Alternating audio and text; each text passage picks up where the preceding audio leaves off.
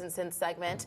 When you get a phone call from someone claiming to be a debt collector, it's easy to panic. You might ask yourself, is this caller real or a scammer? And what do you do in those moments? Consumer man Herb Weisbaum says, take a deep breath, move slow. He's a contributing editor at checkbook.org. So Herb, why is it so important to sort of pause and think about this here?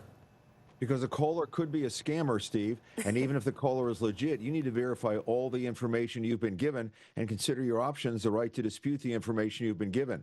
Of course, debt collectors have a job to do, but the Federal Trade Commission received more than 470,000 complaints about debt collectors last year, nearly 500,000 complaints, and those complaints range from being threatened and being cursed at to just being asked to pay bills that people said they didn't owe. So be careful how you respond. Don't provide any information to someone claiming to be a debt collector until you take the time to verify all the information. Basically, the best advice is take the information they're giving you, then politely decline to do anything until you have the time to verify that information and make sure it's all legitimate. That's the right way to handle when you get a call out of the blue from a debt collector. What information does the debt collector need to provide you with? The debt collector by law is required to provide you with a number of pieces of information, and that's so you can know what's going on. So that is the name of the original creditor who originally you supposedly owe this debt to, a number of anything, if there's an account number associated with this debt, the name and address of the debt collector, the company contacting you, the balance owed as of a specific date, as well as an itemized list of all fees, interest, and credits that supposedly are on your bill, and information about your rights about how to dispute that debt. And if you're first contacted via phone by this debt collector, the National Consumer Law Center recommends asking for a written electronic copy of the validation notice. Having all that information that I just showed you here in writing, it makes it much easier to review the debt alleged and to do your research and to know how to proceed. Certainly a lot of information that should be provided in that circumstance, Herb. Are there rules about when and where a debt collector can call?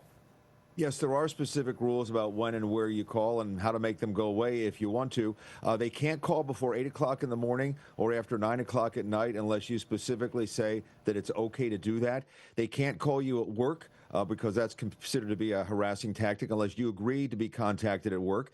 They can't threaten you with violence or harm, use obscene or profane language, misrepresent the amount you owe. They can't lie about being attorneys or government representatives. That's a common tactic of scammers to make you think you're being contacted by a lawyer or someone in a government agency. And they can't claim that they're going to sue you or that your wages are going to be garnished unless they intend to go to court to do that in order to get the garnishment on the record if they can prove that. So all those tactics are prohibited by federal regulation. Are there limits to how many calls they can make, and what are those? It's generally assumed that seven attempts to call you within a consecutive 7-day period is a harassing tactic, and they must comply with all further requests to stop if you ask them to stop. If you ask them to stop emailing, or if they stop texting, stop calling, whatever way you want them to stop, or if you want them to stop all attempts to contact you, they must honor your request. They can only contact you one more time after that, basically to say, we're going to sue you, and we just want to let you know that. Of course, stopping the contact doesn't stop the debt, so the best way to do it is to contact them, talk to them, and find out exactly what's going on. But yes, you can tell them to stop contacting you if you feel like doing that. If you do owe the debt, for example, can you negotiate with the debt collection company about how much you're going to actually repay? Yes, you can. And in some cases, they will be happy to take a partial payment. So, yes, you can do that. And also, in many cases, you can set up a repayment plan. So be aware of that. The good guys, the real, honest, legitimate people will take your debit card, your credit card, or your check. If someone tells you that you have to pay by one of those means we always talk about, the bad guys like, if they're saying to pay with a payment app or pay with a wire transfer or a gift card or a prepaid gift card or crypto, then you absolutely know you're not dealing with a legitimate debt collector. A legitimate debt collector will take the normal payment methods, a check, a debit card, or a credit card. So what are some of the warning signs that it might be a scammer? That's basically it, the way that you pay for it. Also, if they're using really high-pressure tactics, if they're threatening you, I'm going to call your spouse, I'm going to tell your employer what's going on, all these illegal tactics they can't do, but the criminals don't care about. If they're really putting the squeeze on, that's when you know you're probably dealing with a scammer. You don't want to deal with them, and you want to report them to the Federal Trade Commission. You also say it's important to remember that you can't make debt go away by just ignoring it, right?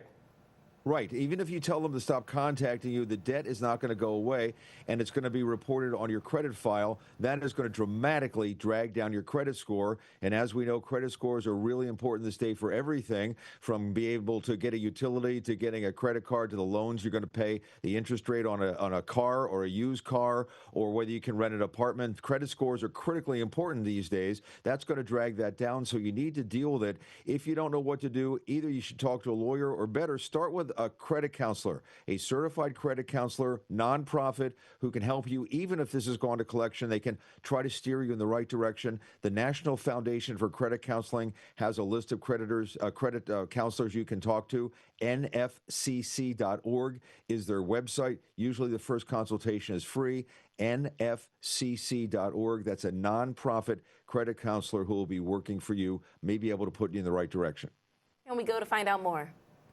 Just go to our website, checkbook.org. Just put up a big article about this that has a lot more information and links to help you steer through this maze if you get contacted in any form by someone claiming to be a debt collector. All right, thanks for the warning. Herb, have a good weekend. Have a Thank good you. Friday. Thank See you. next week. Thank you.